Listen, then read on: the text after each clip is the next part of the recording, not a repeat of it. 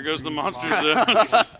Are you serious? That's now 7 zones This he can't is use. torture. It's about to be 9, I think. You're torturing me and everyone else watching. I want to see them all. This was on my checklist.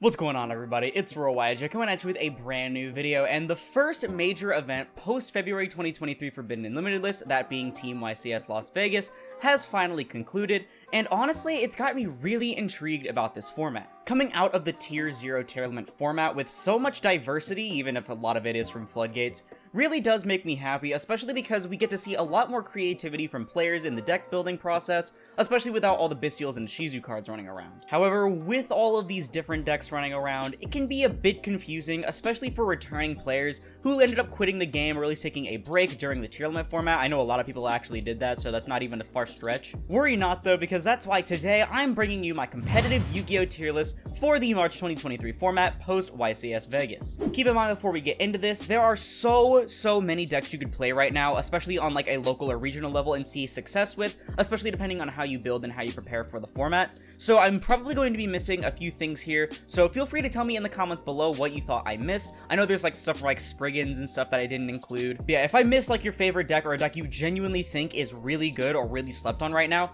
please tell me in the comments below. I would love to hear it. But starting us off on our tier list, we have the Kshatri-La deck. So this is basically the deck to beat. Kshatri-La, like an entire team of it, all 3 players, were actually the winners of YCS Vegas, as you could probably tell from the replay that I showed in the beginning. And honestly, it's not hard to see why. Despite being a deck that has so many common outs like Nibiru, Book of Eclipse, Lava Golem, Sphere Mode, all of these sorts of outs, it is a really consistent 1-card combo deck that can even fall back on other combos in case they draw like some lesser cards such as the Fenrir and the Ogre. And for what it can do off of these combos, it's really nasty. The most basic of their 2-card combos that aren't their 1-card combos can unlock 3 zones on your board anywhere they choose. They can set up the Arise Heart, which is the walking macrocosmos with the detached 3 to banish 1 already guaranteed. They can set up the Shangri-La, of course blocking those zones, the Fenrir from the deck, or anything else really if they feel like it, but it's probably Fenrir, and Diablosis the Mind Hacker, who basically ripped a card out of your extra deck and 4 off the top of your deck,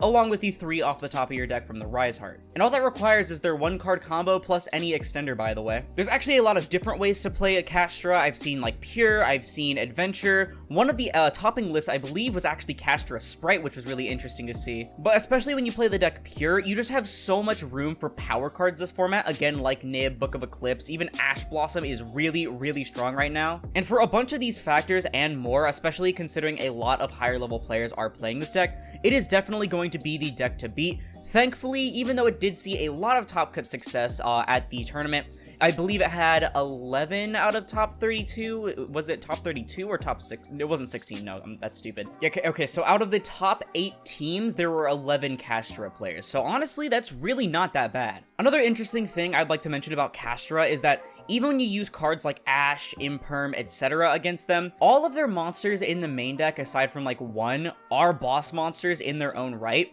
So even if you like Ash a unicorn per se, not only is that going to trigger a unicorn to rip a card out of your extra deck, but they're still going to have the unicorn on board during your turn. Same goes for stuff like Fenrir. And this is really important because, again, so many different blowout and counter cards for the deck are being played right now, but depending on what you end up seeing, it could actually let the Kshatri-La player, while they didn't finish their combo, they could still have enough disruptions to put you on your toes and make you really have to think about your plays. But for all of these factors and so many more, I think Kshatri-La is going to be the deck to beat for the format, which is why it is taking up the spot in our tier 1 category. Next up on our list, we have Plunder Patrol, and Plunder Patrol is a deck that I think is really underrated overall. Like, the end boards that you can put out with this deck are really damn strong, and it's really consistent at doing so, especially if you utilize an engine like Punk rather than Adventure, because the Punk engine helps more for combos. Speaking of Punk Plunder Patrol, I actually do have a Punk Plunder Patrol deck list for February 2023. This is also prepared for Kshatri-La format, so be wary of that. I should have it up in the annotation in the top right if you haven't seen it already, and if you want to get a feel on how maybe to build the deck. Though honestly, I feel like the Adventure build may be a little bit more popular in this format,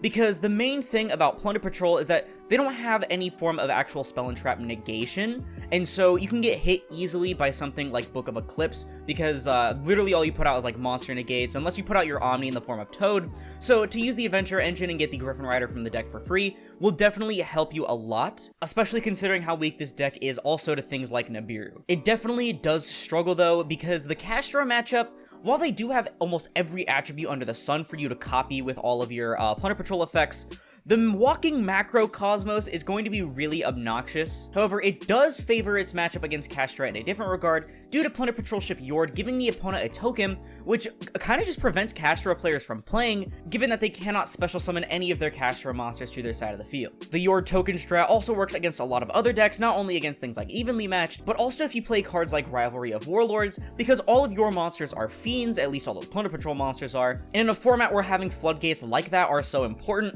I feel like it can definitely give any deck in the format a run for its money, so I am going to put it in the tier 2 category. It didn't see any representation in the top cut of YCS Vegas, though to be fair, it is a team event, so it's more so, hey, let's all optimize our builds the best we can so we don't end up throwing for each other, rather than every man for himself. So we'll have to see what more the deck can do in the future, but personally, I think it is a pretty solid deck overall. So next up on our list is Sword Soul, and Sword Soul has actually proven itself to be a pretty strong deck even now, in a format where power creep has skyrocketed compared to when it was in its prime. With tier limit out of the way, being a deck that can play through 80 million disruptions, a lot of decks actually fold to 2 or 3 disruptions on their term, which is where a deck like Sword Soul truly shines by having anywhere from 2 to 3 disruptions natively on their end board. It's a very consistent, very powerful deck when it comes to not only setting up boards, but also tearing apart boards, mainly because of cards like Incredible Ecclesia, and being able to put out really large bodies and pump out copious amounts of burn. It did manage to take a top cut slot in top 8, or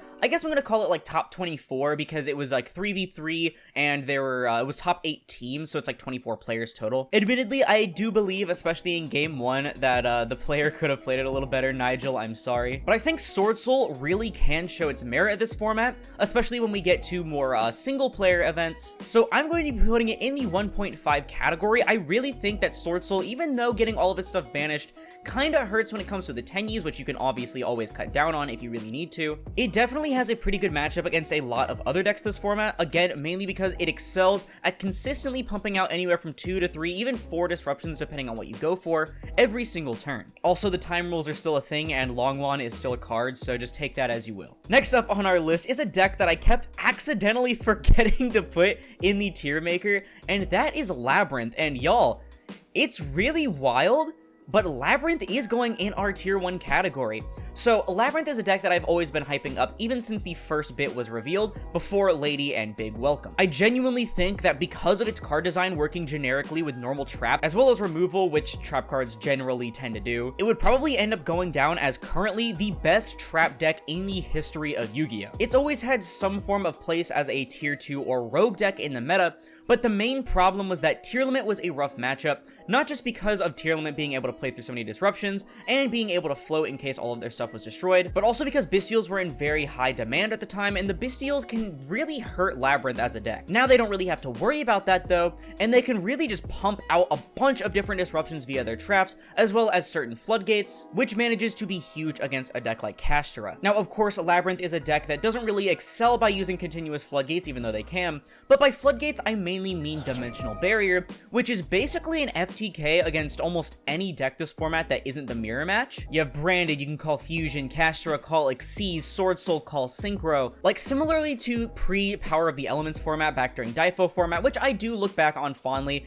it did have a lot of really bad floodgate problems, and Dimensional Barrier was no exception. On top of this though, compared to other trap decks, unlike maybe like Eldritch, I think Eldritch is probably the only one that can kind of keep up in that regard, the Labyrinth monsters are actually very large. Like one of them is 2900 attack and the other is 3k attack, and a lot of people expect the trap deck not to be able to OTK even after removing all of their monsters on board, but Labyrinth can genuinely surprise you by pulling out a lot of beaters. I'm definitely not an expert when it comes to the more modern builds of Labyrinth. I haven't really played it since Big Welcome released. I kind of played it only with Lady for my second replay video, which you should check out. I won't link it in the annotation or anything like that, but I really do like how those videos turned out. But considering out of 24 players, there were 4 Labyrinth players for a team event, I feel like Labyrinth easily earns its slot in the tier 1 category. Next up, y'all, we have Branded, and I don't know why these were so close together. I thought I spread them out a little bit more so it'd be a bit more entertaining. But Branded is also going to go in the tier 1 category, just above Labyrinth, but just below Kshatri-La. So Branded is a deck that even before the ban list nuking tier the way it did, it was already set to be a very good deck due to the support out of Photon Hypernova, being Gronguignol and Rinbrum the Striking Dragon. However, with tier out of the way and Kshatri-La as the best deck, Branded is actually really strong. So basically when it comes to the tier 1 decks right now, these are the only 3 that are going to be going in the tier 1 category, by the way. It's sort of like a rock, paper, scissors situation. Kshatri-La beats Labyrinth by blocking out all of the back row zones. Labyrinth beats Branded because it has Dimensional Barrier on lockdown over and over again. And Branded beats Kshatri-La because Branded Fusion is a 1 card out to almost an entire Kshatri-La board. And I know I've said this before, and that wasn't the case for Rinbrum, which was a good out for at least one thing on the board, but it's actually gotten even stronger thanks to the ideas of Charlie Futch and John Wilkin. Sorry if I mispronounced either of their names, by the way, but both of these players in the second place team lists actually went back to the roots of Branded and included Red Eye's Dark Dragoon. So Dragoon is a card that I personally and a lot of other players ended up being like, it's kind of like a win more card. You don't always have the discard. You have to kind of play the bricky fusion, like the Dark Hex Sealed Fusion, that's what it was. Like, there were a few factors that ended up making Dragoon, like, not a card that people wanted to play over something like, I don't know, even Window is seeing a bit more play in early builds of Branded. But right now, Dragoon is probably one of the strongest assets that Branded has. So I mentioned that Branded Fusion becomes a 1 card out to almost an entire Kshatri-La board, and here's what I mean. So basically, you start by activating the Branded Fusion. Let's assume their board is the Arise Heart, the Shangri-La blocking just a zone. It doesn't really matter if it's blocking 1 or 3 zones, and a Kshatri-La Ephemer. So you're going to activate your Branded Fusion. You're going to send or banish the Dark Magician and Fallen of Albaz from your deck. Yes, you play the Dark Magician, not the Hex Sealed Fusion. But you use both of these to go into a Lubellion. You activate the effect of Lubellion after they mandatory activate the effect of Arise Heart, and you shuffle back either Lubellion if he's still on board and you need the extra Monster Zone free, and then the Dark Magician, or you shuffle back the Albaz and the Dark Magician to go into your main Monster Zone, or in case they out the Lubellion with something like, I don't know, like Arise Heart, and you summon your Red Eye's Dark Dragoon. The mandatory effect of Arise Heart's going to activate. You're going to negate and destroy that with Red Eye's Dark Dragoon, and then keep in mind, they can't use Fenrir in a new chain because Dragoon can't be targeted. After this, you can activate the effect of Dragoon, popping the Fenrir and burning them for 2400, and now their face-up Banish and Walking Macrocosmos are both gone. Yes, even if you go into battle phase, the Shangri-La can protect itself, so you will be in a situation where your zones are still blocked, but as long as it's not like the really stupid full power broken Endboard with Diablosis, which you can still out most of the stuff there except for the Shangri-La as well, you can easily just go for a different play using one of the other few cards in your hand. So combine this native out to Kshatri-La as a deck as a whole, along with a really good resource game. Like seriously, I was playing against my friend with this deck because I'm unbranded this format, and I started the turn, I ended the turn with 0 cards in hand, and I started my next turn with 4 cards in hand. But combine both of these assets and you have yourself a really strong meta contender. The biggest problem is that Ash Blossom is a really big threat. However, you can play a bunch of different outs to Ash Blossom between Called By, Crossout Designator, and a funny tech that Charlie and John ended up using, that being Neospatian Aqua Dolphin off of Fusion Deployment revealing Aqua Neos. This allows you not only to rip an Ash Blossom or a different hand trap like a Bell or something out of your opponent's hand, but also burn them for 500, which can help you when it comes to going into time, so you don't have to play like the Performapal Gatling Ghoul package or whatever. Even with Dimensional Barrier being such a threat from Labyrinth, and Labyrinth just being a good deck in general, it's also very easy to side against, and honestly, it's not hard to see why I think 7 branded players ended up taking the top 24 of YCS Vegas. Next up, y'all, we have Tyr, and wow, this is rough, isn't it? So, Tyr is a deck that for months, like almost half a year, I think, because it wasn't Tier 0 in like Power of the Elements format, Sprite was a better deck overall, but from Darkwing Blast onwards, mostly except for one event, it ended up being the undisputed best deck of the format and won almost every single event. But now, after a massive nuke ban list, it's been dropped to literally nothing. It's really funny though, because I saw so many people, including Jesse Cotton himself, say that this deck wasn't dead at all and it was still going to be like one of the top decks in the game. And granted, it will take a little bit longer to see official results, because again, just in case it was a mistake, it'll end up being a throw pick for your teammates. So like, you probably don't want to take any risks at all when it comes to a team event. But it's still, I feel like Tier as a deck overall is dead. However, I don't think it's unplayable, so I think probably the best way to play Tier is not just the really weird Tier builds that use like the chair beanie and everything like that. I think one of the best ways to play Tier is going to be like a branded build, because you get immediate access to your Tier cards off the branded fusion. And not to mention, you still have really good branded and high spirits synergy, as well as stuff like Cartesia. I think especially once people end up playing in solo events in which they want to actually take a little bit more risks and experiment with the deck a little more, and because Winda, while it's not very good against Kastra, it kind of folds like a lot of other decks this format. I'm gonna put it in tier 2. I'm gonna be generous. I'll put it above Plunder. However, I really think that Tier's time in the sun for now is gone. Next up on our list, we have Sprite, and Sprite actually didn't do horribly at the event. So again, a situation like Tier, it's probably going to do better in solo events than it will in team events, because it could potentially be a throw pick. But Sprite overall isn't really that bad of a deck after the elf hit.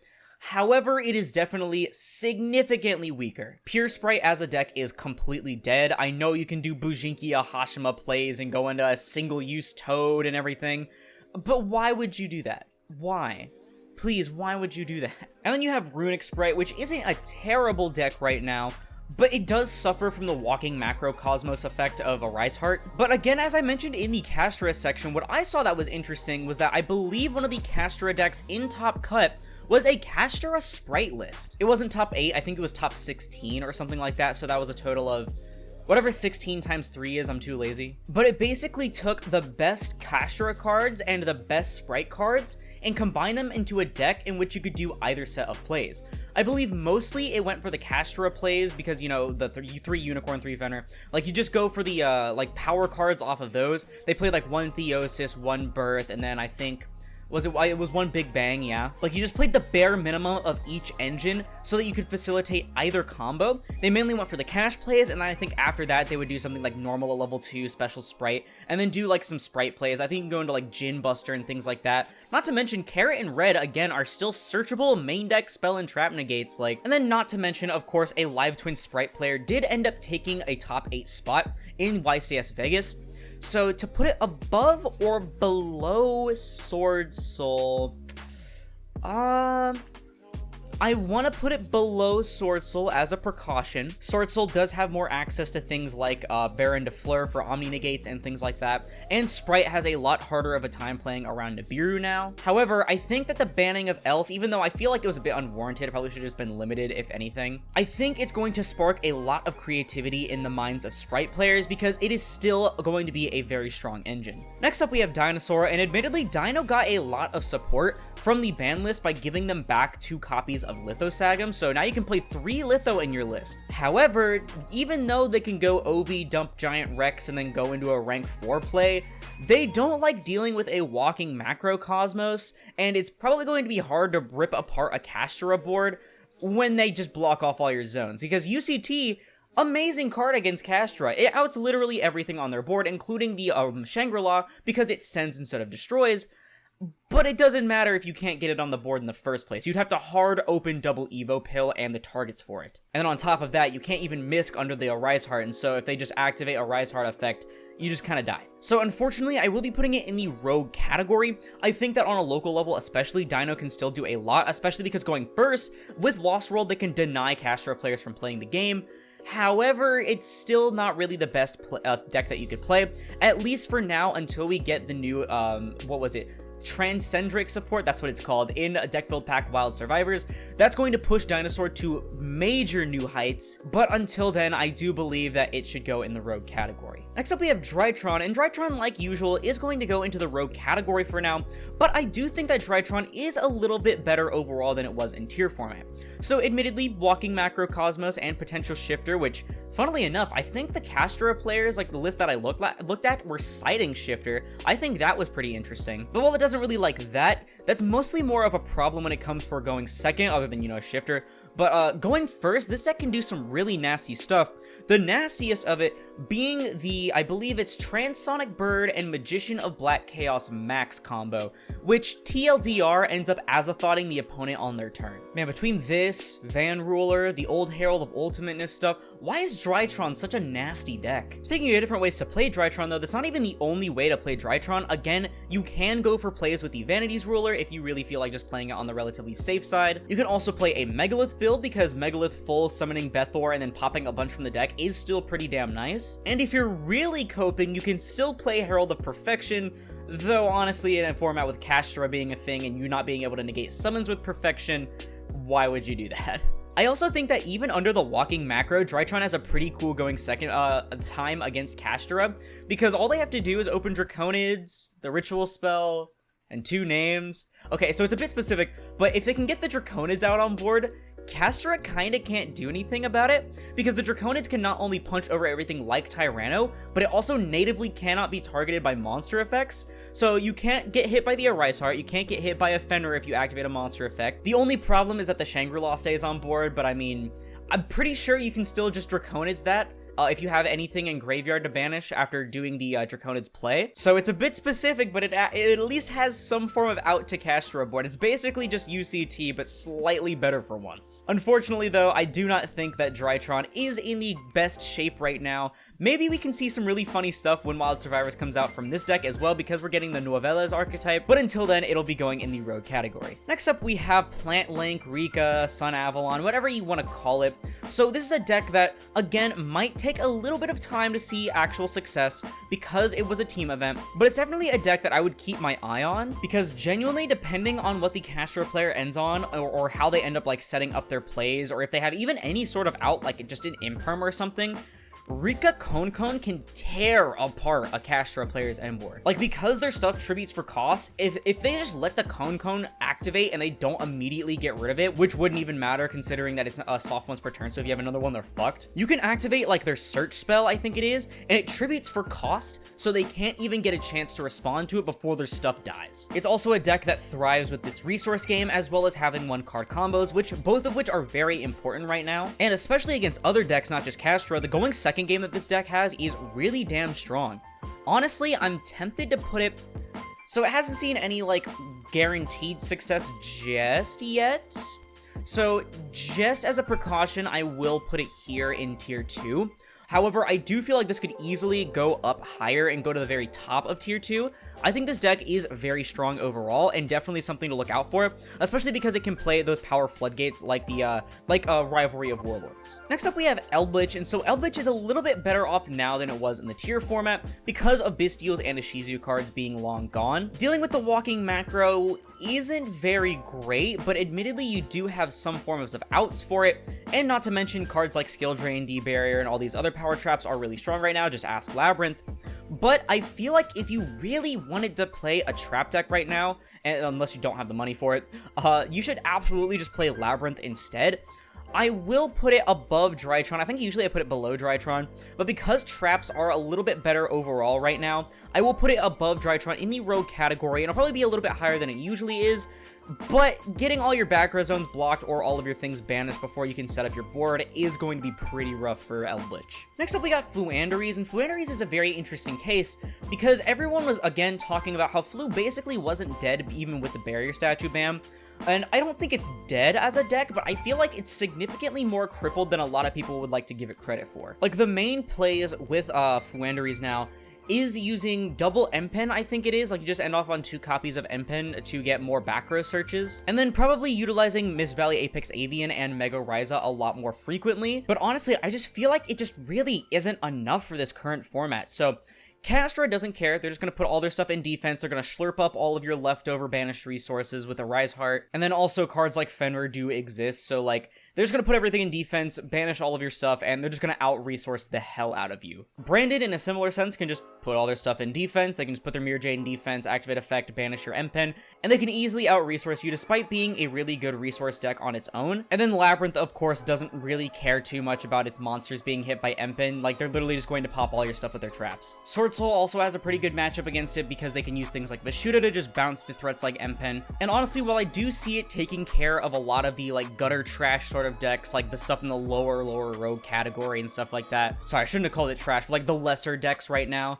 I feel like it's just really not what it used to be. I think I will put it in tier 2. I'll put it probably above tier. I feel like it's going to see a lot more representation than tier overall. But y'all, Barrier Statue was like a really big like deal for Flu to lose because they could usually back up stuff like their M-Pen and their Rise Up bounces and the Apex Avians and stuff like that with the Barrier Statue, but every deck can just special summon freely now then, without the Barrier Statue. And no, they're not going to use Small World to search the Barrier Statue of this torrent. Stop coping. Next up we have Gishki, this mostly being Gishki Sprite. So this deck really got hurt by the ban list, mainly due to the banning of Sprite Elf. And granted, it does have ways to play around that, you know, Marincess, Coral Anemone, and stuff like that. So you can at least play and get like your double Nerimanas and stuff. However, I feel like it's just kind of cope. Like, don't get me wrong, before the list, this deck was going to be like really spicy, but after the list, it just became a lot weaker because Coral Anemone, yeah, it does let you kind of play your combos out and stuff, but it has one down pointing arrow as opposed to Elf's 2, doesn't give targeting protection, and it locks you into water. Like, the end board for this deck is still very strong, even without Elf, to be fair. You can still make, like, the Nerimanas, a Djinn Buster, IP Masquerena, stuff like that. And again, we're in a format where a lot of decks can only play through so many disruptions before they end up getting, like, curb stomped. So I will put it in tier 2. However, it's probably going to be on the lower end of tier 2 because it just lost a lot of recursion. Next up, we have Tri-Brigade, mainly being Bird Up because, you know, Bird Up is like the only really good one. And y'all, as much as I love Bird Up and as much as I've coped on Bird Up and hyped it up in the past, and the fact that I'm basically known as like the Bird Up god on YouTube now apparently, watch my breakdown, this deck is not in a very good spot right now. Against a deck like Labyrinth, they're just gonna pop your normal summon Tri-Names before you can use the effects, and then they're gonna snowball a bunch of their effects off until you basically get out-resourced. Admittedly, against Branded, you'll probably have not too hard of a time. I feel like Branded is probably one of the better matchups for it. But against Kastra, it feels so rough, y'all. Like, so I actually played I played a few games online against Kastra, but I mainly played one actual match against Kastra IRL, and y'all, it's just torture. So basically, when you're playing against Kastra with Bird Up or any Tri-Brigade strategy, you have to acknowledge that your Tri-Brigade monsters are dead.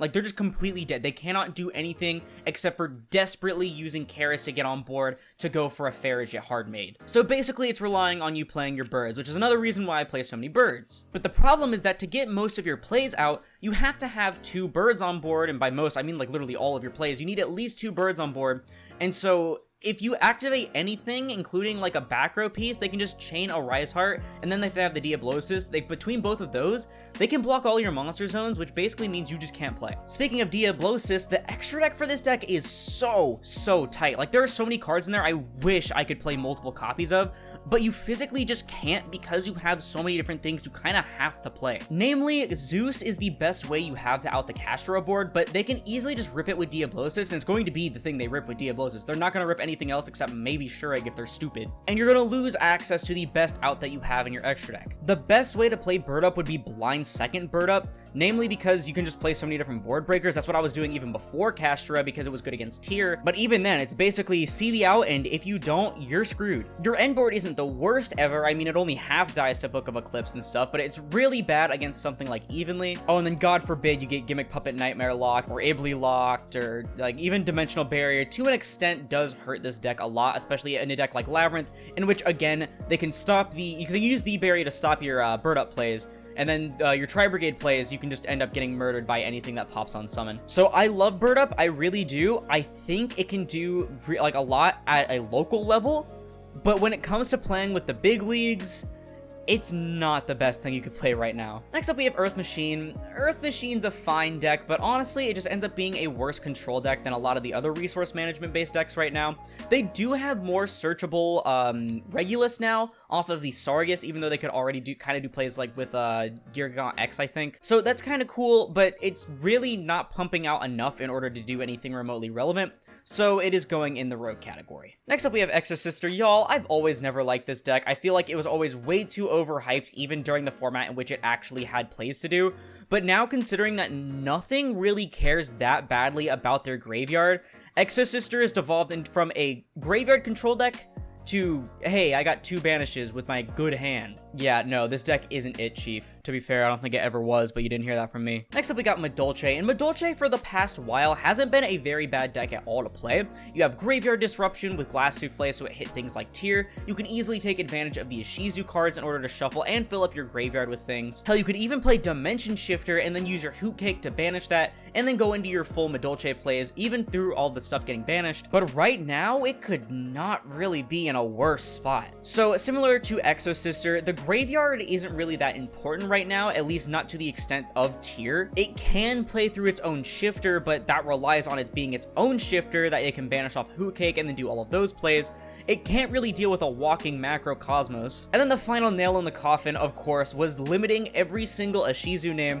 Madolche ended up just getting, like, kicked in the teeth. I guess kicked in the tart, maybe? I do think it's better than a deck like Exosister, and probably better than Earth Machine overall, because it can at least kind of play under walking macrocosmos, so I'll put it in the rogue category, which is something I think I haven't done in a while. I think usually I put it at the bottom of tier 2, but I feel like it's a necessary evil. Next up on our list is Draco Slayer, and Draco Slayer is a deck I think is really cool. I was playing against my friend Chris's Draco Slayer. You all know Chris from the channel. We'll try to get a deck profile up for that anytime soon, at least. And this deck can eat a lot of disruptions, but the main problem is that Kshatri-La is already blocking off its pendulum zones, but it's also playing things like Anti-Spell to deal with any board breakers, and of course for the branded matchup, because the branded matchup kind of folds Kshatri-La. So it's really not the best format for Draco Slayer. I am going to put it definitely above Plunder, but below Tier and or Flu.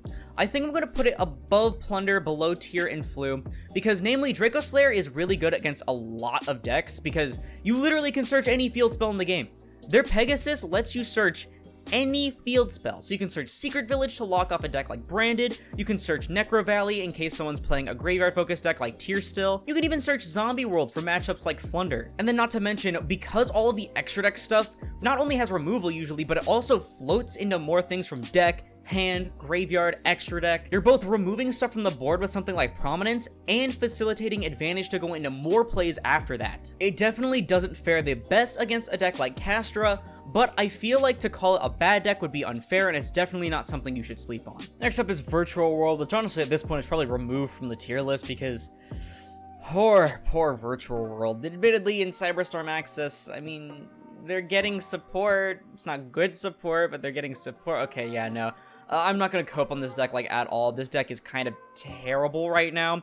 Can't really deal with Walking Macrocosmos. Their entire board probably gets outed by Branded Fusion. Labyrinth kind of just chews them up and spits them out. Like, it's just way too slow and way too clunky, and also way too reliant on getting things in the graveyard for it to matter. So unfortunately, it's going in the rogue category. Next up, we have Trap Tricks. So Trap Tricks, by the time you're seeing this, will have gotten its structure deck out, and that's going to be huge for the deck. It ends up going from a set 5 make Sarah pass deck into a really solid rank 4 spam deck that can also break boards with ease. Going first, you set up really powerful cards like the new Trap Tricks Pinguicula, and other powerful rank 4s like Dweller for graveyard matchups, Trap Tricks Rafflesia, even Trap Tricks Allomeris at times, and of course Time Thief Redoer, alongside anywhere from like 1 to 3 trap cards in your back row in order to have some plays in case your monsters get hit. But even going second, they do have plays because they have super easy access, not only to Zeus, but also Evil Swarm Exciton Knight, which can literally just win you a game. Like, seriously, people are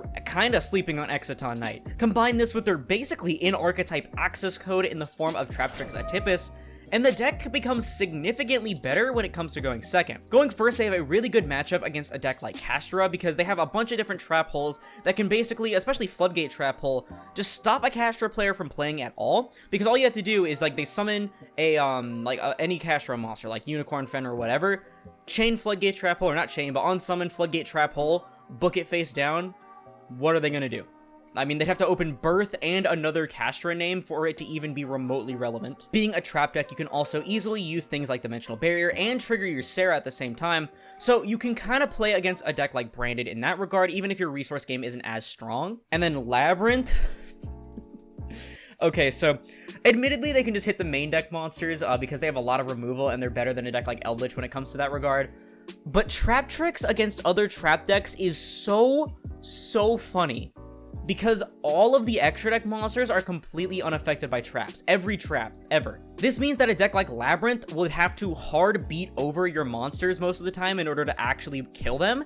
And even then, you have the brand new Trap Tricks Orchard to protect them from battle. So, also Trap Tricks Rafflesia.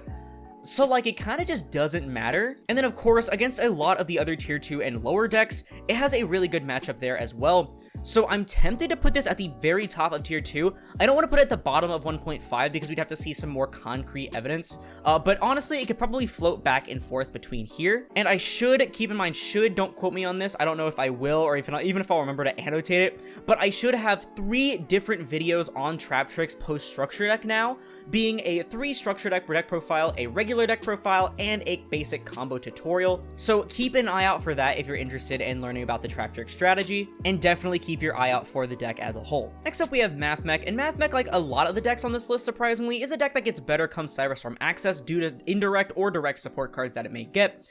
And honestly, it's not even that bad of a deck right now, because hand traps have come back full swing into this format. Like, it is much better to have hand traps now. And Mathmech, much like a lot of other Cybers decks, funnily enough, is a deck that focuses a lot on having really good 1 to 1.5 card combos, and then being able to cram the rest of it with a bunch of hand traps. Combine this with no Bestials or Ishizu cards really to worry about, and honestly, the only problem that you have in the format is the walking Macrocosmos. I think, though, that because Mathmech was good in the time where power creep is still going a little bit higher, but not like too high, I think it's definitely a lot weaker still than it was during its Power of the Elements debut. Well, I guess it wasn't really the debut, but like it being good, it was basically debuted in Power of the Elements.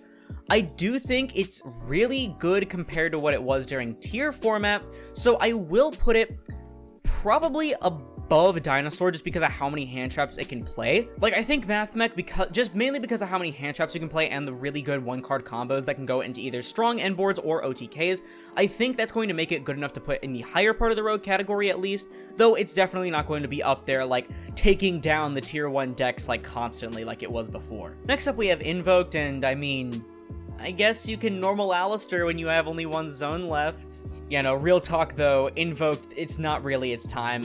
You really can't set up enough to actually matter most of the time. Maybe branded Invoked builds, but at that point you're kind of just playing worse branded overall. I think because of this, I'm going to put it in Rogue. I'll probably put it like above Madolche because it can at least do certain things. And again, you don't need too many disruptions to stop a deck right now. And depending on what kind of Invoke build you're playing, you can play a lot of hand traps. But I think you could honestly just be better off playing Branded or Nerfed tier. Next is Naturia, and Naturia took a massive hit from the Ishizu cards getting limited, but I still feel like it is a very strong deck, mainly due to the resource game and the power that is Naturia Beast against a deck like Branded. Not to mention, decks aren't really preparing for something like Tier Limit anymore, like, you know, there's not a bunch of like Necro Valley, Dimension Shifter, etc. everywhere in the main deck now. People aren't like shotgunning into like Dweller, I guess. So honestly, it's a little bit better now, I think, than it was before. And not to mention, I mean, less Ishizu cards doesn't mean no Ishizu cards. Like, you can still mill off of Camellia and hit like the Miller cards and then dump more Shufflers and everything. Like, the only real problem is that, like, you probably want to play like 1 less copy of Sacred Tree just so you don't brick on it. So I think Naturia is fine. In fact, I'm tempted to put it probably above Plunder Patrol. I think, honestly, like I said, now, because there's not so many like cutthroat outs to tier, it's still really good. And again, you can easily counter a deck like Branded by just summoning Nat Beast, and you just kind of win the game unless they go for Cartesia. And then not to mention, to supplement the less Shizu cards, you can just play a Runic Engine, which has always been really good in Echuria as well. So for all of these reasons, I'm going to put it in the tier 2 category. Next up, we have Dragon Link, and Dragon Link is a deck that I feel like kind of gets dogpiled a bit too much. I think honestly it's fine as a deck. The main problem is that a lot of the top decks just have really easy counters. Kshatri-La being walking macros and stuff, and then also using the Arise Heart effect to banish, Fenrir effect to banish, and having all of these zones blocked, of course, for a heavy combo deck. Really rough for them. Branded admittedly isn't really going so hard on Alba Lenitis as much anymore, but just so they don't risk it, Dragon Link players probably aren't going to be showing up with their favorite deck because Branded exists. And with so many monsters hitting the board at once, Labyrinth is going to have a field day triggering all of their effects. Don't get me wrong, it can still create some sick, nasty end boards, but it's probably still not the best time for Dragon Link to play until they start getting the Pendulum treatment where all of their stuff on the list slowly starts coming back. So I'll probably put it at the bottom of tier 2. Next we have Sky Striker, and similar to a lot of decks right now, it does not like walking Macro Cosmos. Admittedly, it is a little bit better off than certain other decks because cards like Widow Anchor being able to steal is pretty cool, but the problem is that you'd have to go first in order to do that and hope they didn't side in Shifter because you need to have the spells engraved in order to actually steal. So yeah, less Bystials, less Shizu, stuff like that. Those aren't really being played right now, so it is a bit better in that regard, but they still don't like walking Macrocosmos, y'all. So I'll probably put it above Medulce, probably somewhere around there. And finally on our list, we have Marincess. I love Marincess, don't get me wrong. I think it's a really cool deck. I love being able to use 1 to 1.5 card combos and make a really strong Towers monster. But, God, y'all, Marincess, it doesn't like walking macro. It doesn't like cards like Lava Golem, which are seeing a lot of play right now. It doesn't like having to deal with heavy trap-based decks. And when it comes to going second, you can honestly just forget about it. I think the resource game of this deck is very strong, and I feel like against a lot of the tier 2 and lower matchups, it could do a lot of work. But right now, probably isn't the best time to play Marincess, and so I'll probably put it somewhere in the rogue category.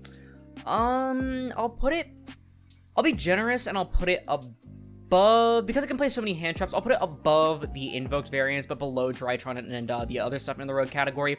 I think it has its moments, again, especially against a lot of the lower level decks, but when it comes to the high tier decks, Marincess just struggles a lot. Well, everybody, that's going to do it for my tier list. Sorry if I didn't explain as much for certain decks like I wanted to or usually do. I did want to explain some more stuff, like stuff for Branded. Branded's only going to get better because we're getting the stuff in the Cyberstorm Access. And then a few other decks on here I probably could have mentioned a little bit more. I'm trying not to make these as long, though, especially as we keep adding more and more decks. It's probably already going to be almost an hour long, unfortunately. But it should still be enough explanation in order for people to get at least somewhat of a grasp on what decks to play and maybe to kind of avoid this format. I do feel like even though it has its problems, you know, with mass zone blocking and then D-Barrier and Gimmick Puppet Nightmare running around, I feel like there's definitely, it could be a little better, but I feel like that being so diverse as it is, I really like this format because I love when you can look at a top cut chart. Like, let's look at this top 8 cut chart.